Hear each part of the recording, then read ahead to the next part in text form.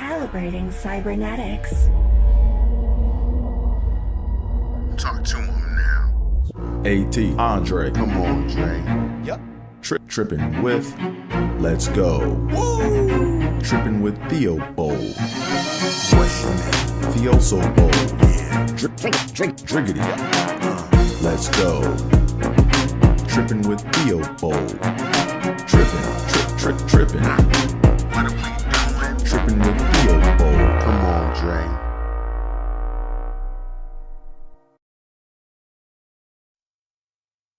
We on? Hey, what's going on, everybody, and welcome to another episode of Trippin with Theobold. I'm your host, Andre Theobold. Welcome to the show. Glad you could tune in. I wanna apologize for being missing in action for a couple weeks. It was the Thanksgiving holiday.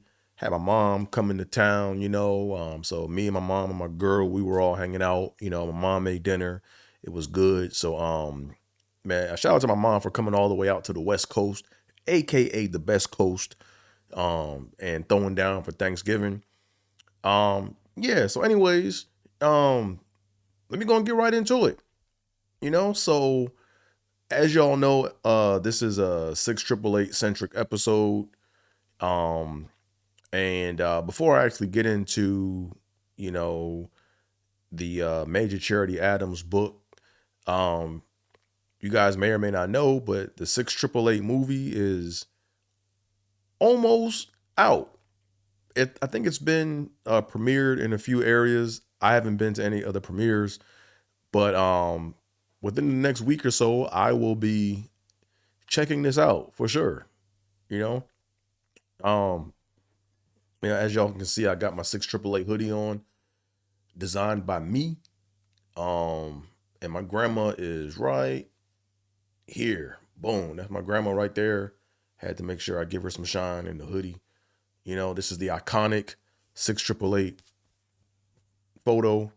But anywho, I want to start off by talking about the movie for a second, even though I haven't seen it yet, but yeah, I'm excited for it, I think, like I said, I don't know what to expect, to be honest with you. Like I said, it looks good from the trailer, from what I see. But I have mixed feelings on the movie. Even though I haven't seen the movie yet, I have mixed feelings on it. Right? Here's why. So me, I like to always start with the negative or the cons and then build my way up to the positive, because I like to end on a positive note, But I've been around, and here's the thing: I have no association with the film whatsoever. But I've been on like the tour of the women of the 6888. I've worked with or know people that actually spearheaded this whole movement from the start, So from what I've heard from behind the scenes, and what I've kind of experienced is it's kind of been like working in the fast food industry, like when you work in the fast food industry, rule number one is you don't eat the food from that industry, because you see what goes on in the kitchen. You see what goes on behind the counters, and it kind of had that feel to it. I'm not going to get into too many details because, it's not about me. It's not about how I feel. It's about making sure that the women of the 6888 are represented in a respectful manner, and given their due respect. As y'all know, Hollywood tells stories. Hollywood's not about the facts, which is okay. That's what Hollywood is. It's about telling stories. From what I heard, from what story they decided to go with, I personally feel like there were way more compelling stories that they could have went with, but I got to just wait and see what they do. You know, I got to wait until the film comes out in order to really give my assessment on it. But shout out to Colonel Edna Cummings. I got to make sure that, you know, this woman gets her flowers, because without her, there would be no movie. Let me just put that out there, 100%. Without Colonel Edna Cummings, there would be no 6AAA movie, you know, because she was the one that I kind of gave her the name or the nickname.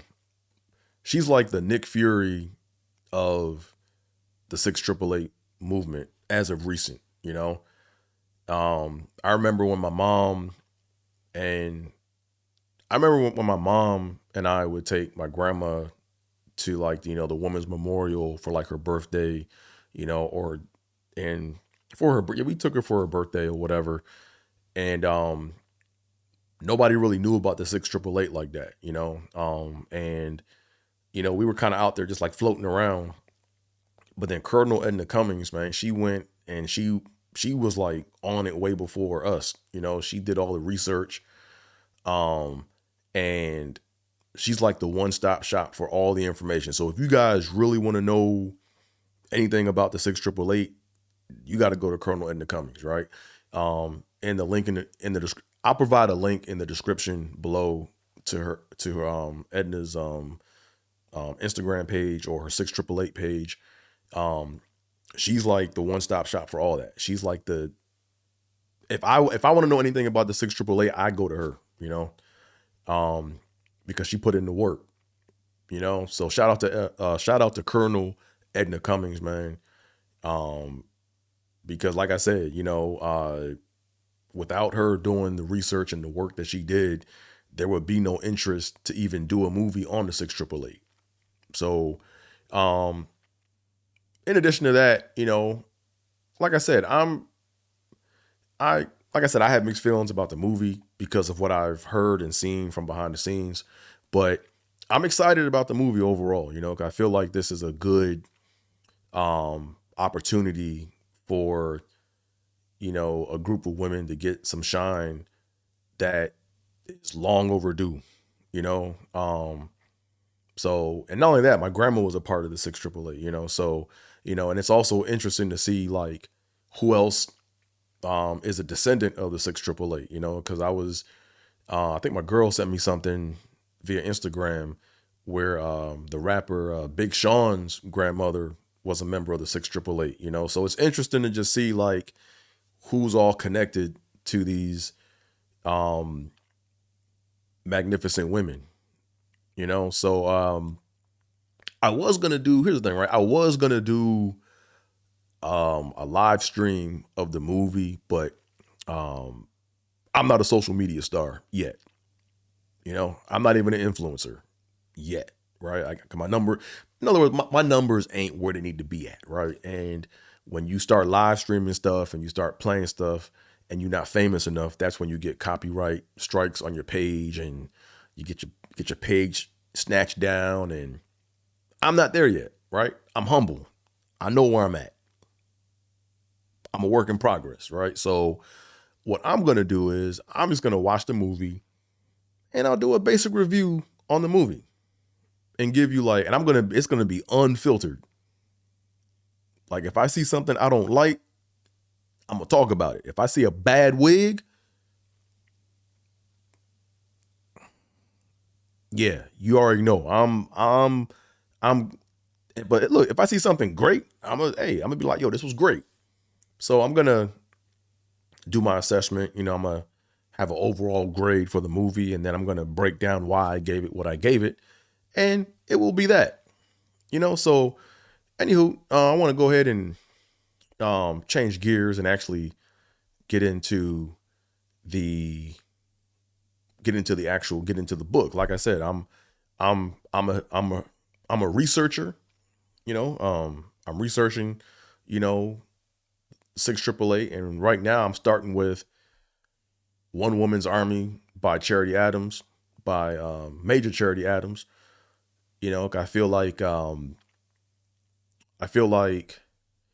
there might be some answers to some questions regarding, you know,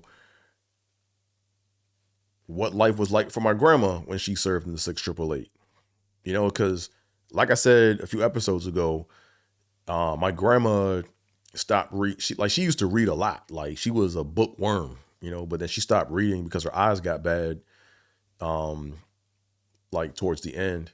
And Major Charity Adams' book, I don't think my grandma was aware of it until like later, maybe, but she didn't read it.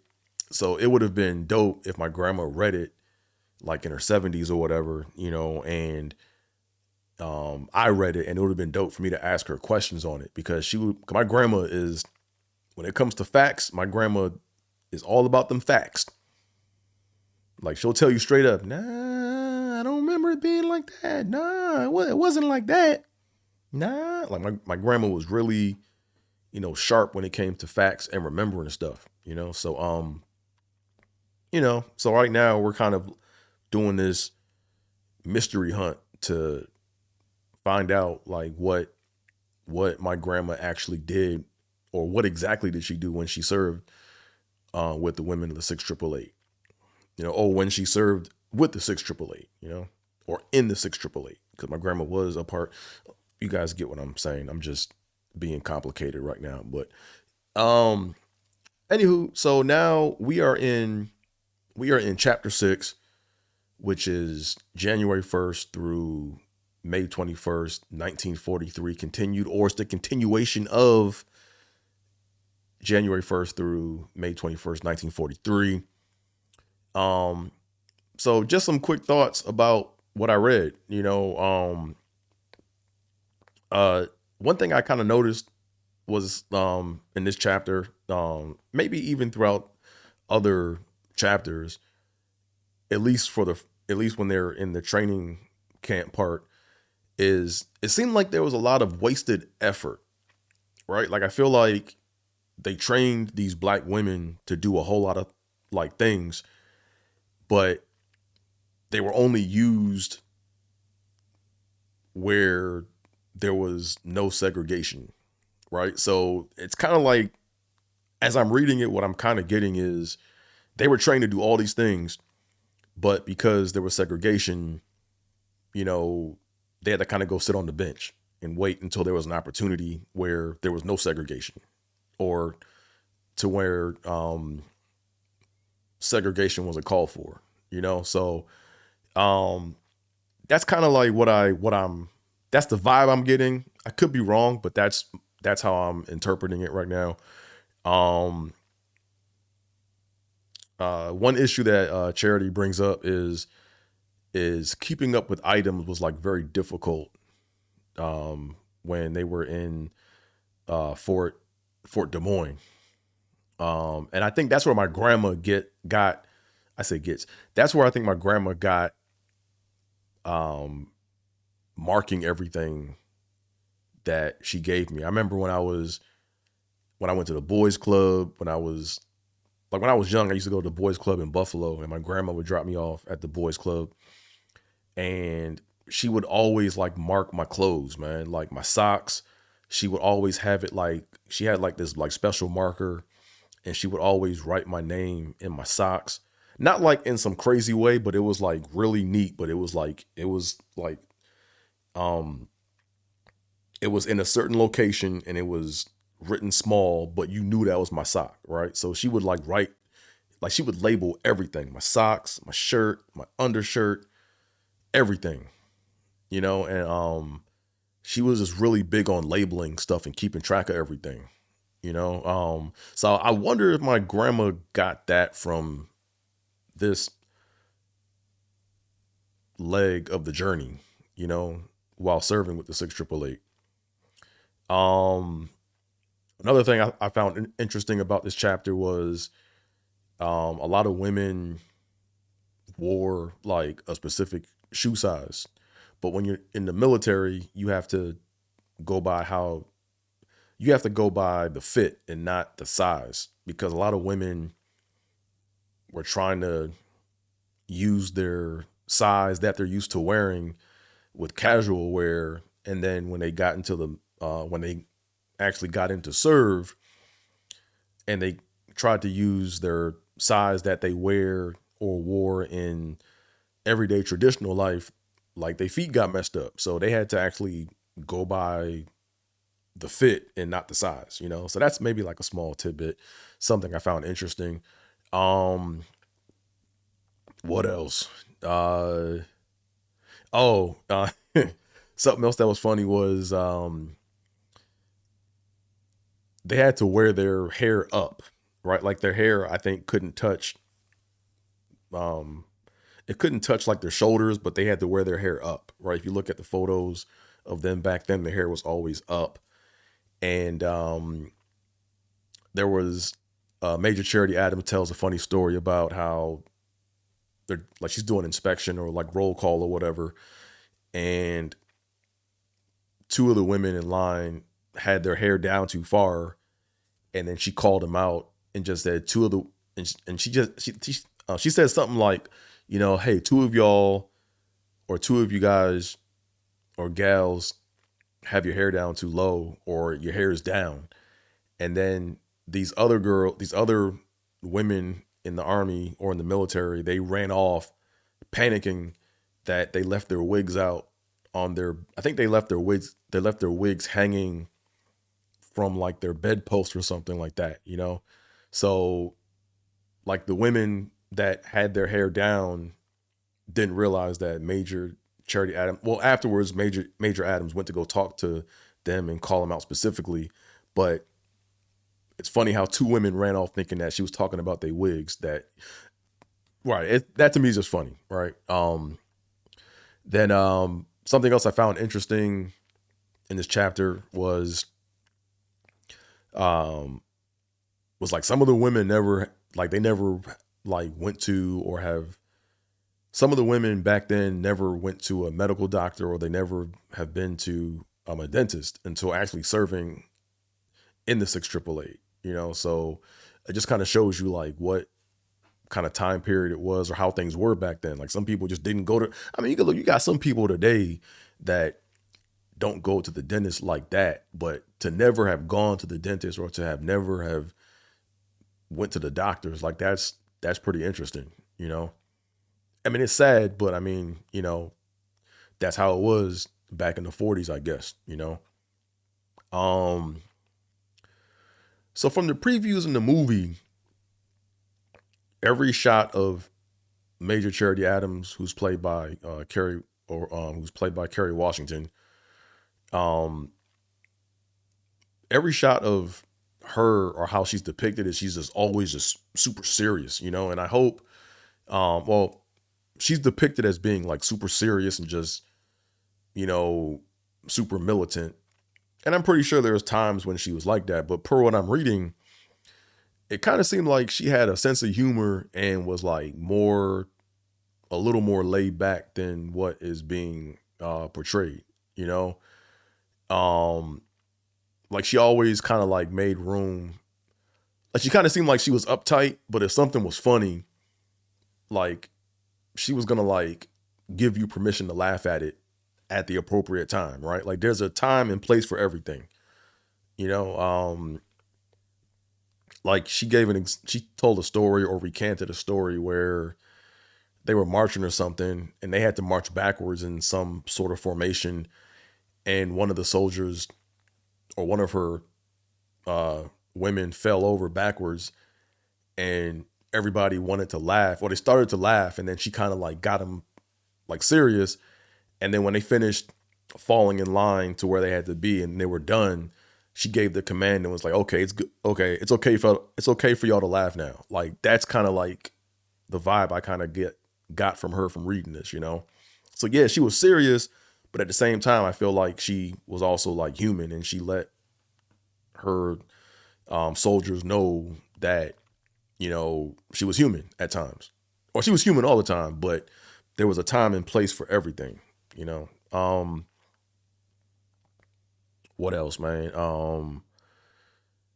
Something that was interesting that also I read was, how they entertained themselves when they were in training camp, you know, like how they entertained themselves. You know, they set up basically like I don't want to say club, but it was like, they set up a fun time or like a fun area where they could go out and they put on shows, where they had people that were talented. Like you had people in the ranks that could sing, people that were comedians telling jokes, so how they entertained themselves to me was very interesting. Like it would be dope to have had like some video footage of them back then doing a thing, and then comparing it to what it is now, Um, so I thought that was pretty cool, how, you know, it wasn't so much a talent show, but it was like, hey, we have talents and we're gonna use our talents to entertain ourselves. I thought that was very cool to read about. Um, so if I didn't, if this is your first time watching me, uh, I lived in Iowa for 7 years, right? The first job I got out of grad school was in Cedar Rapids, Iowa. So this chapter of the book deals with them being in Des Moines, Iowa, which is about 2 hours west of Cedar Rapids. So Cedar Rapids is eastern Iowa. Des Moines is like more central Iowa. Um, and I feel like when I'm reading what she was talking about, how things were in Iowa, because there were times when they went out on the town for entertainment away from the training camp. I feel like I could relate to her, to everything that she was saying about Iowa, right? Even though it's a different city. I never went to Des Moines. So when I was in Iowa, the only cities I went to were Ames, Davenport, Dubuque, and Cedar Rapids. But it was interesting, like the way she was explaining it. I'm like, yeah, I could tell she'd been in Iowa, because what story was it that made me kind of like laugh? Well, it wasn't like to me, it was funny. Like I said, I have a weird sense of humor, but the story that got me was when she said, so basically what happened is they would go out to different, restaurants and venues in Des Moines, Iowa. And they were kind of like scouting for other people, right? So for example, if I'm in a group of people, in a small group, and we go out to a restaurant in Des Moines and we're like, yo, this is a dope restaurant, man. This thing is banging, When we come back, we're going to tell everyone else, yo, y'all got to go check out restaurant XYZ, because over there, man, they got this, they got that. Y'all got to go check it out, So the story she told was she went out, her and a couple friends went out to a restaurant in Des Moines, or an establishment in Des Moines. They really enjoyed it. They came back, told other people, but then, you have to keep in mind that there was a wide range of women in the 6 888. Like you got to think, you probably you had some country bumpkins in the 6 888 that didn't really know anything else outside of life but the country. You may have had a couple ratchet, not modern day ratchet, but back then ratchet women. You probably had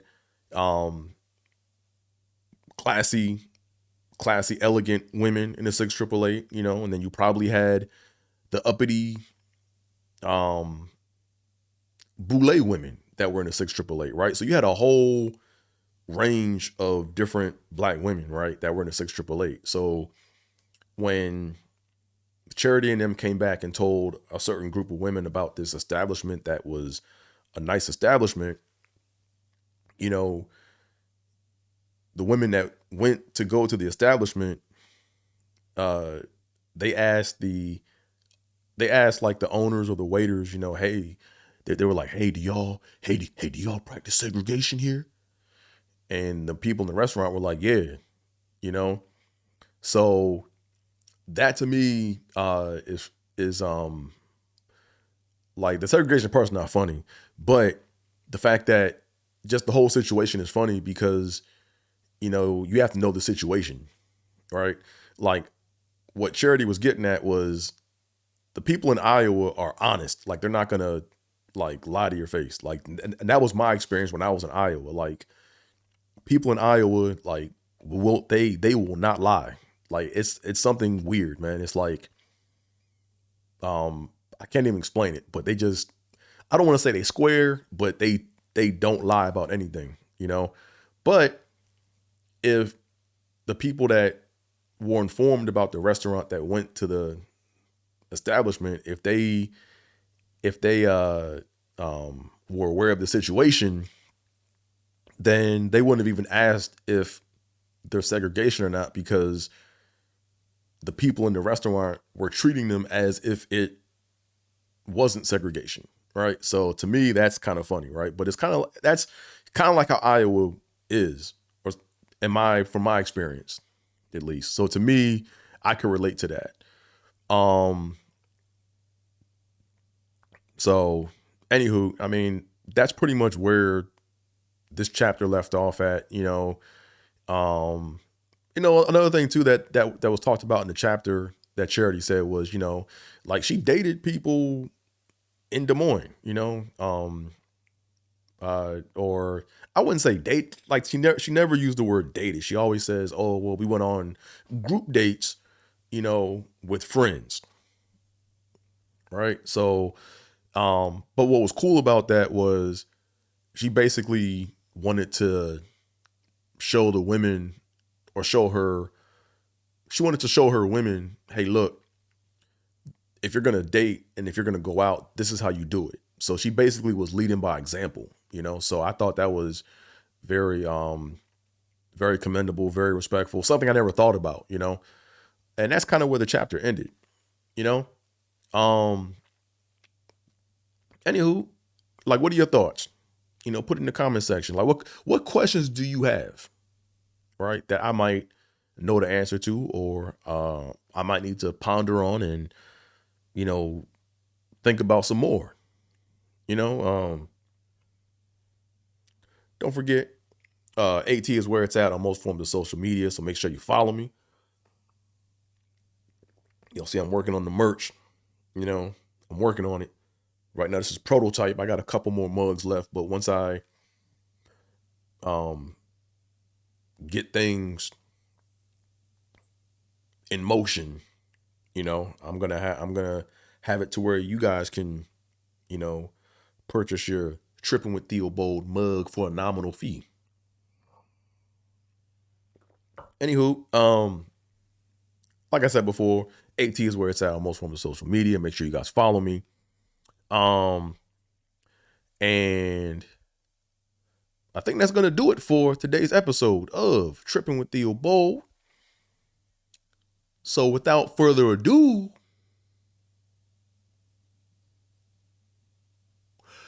I'm out of here, folks. Peace.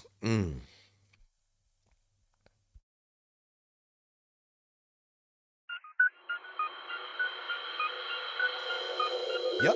Trippin with Theobold. Let's go.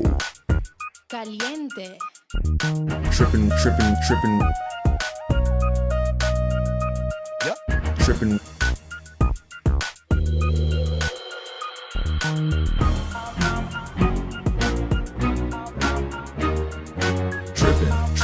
Trippin. Trippin with Theobold.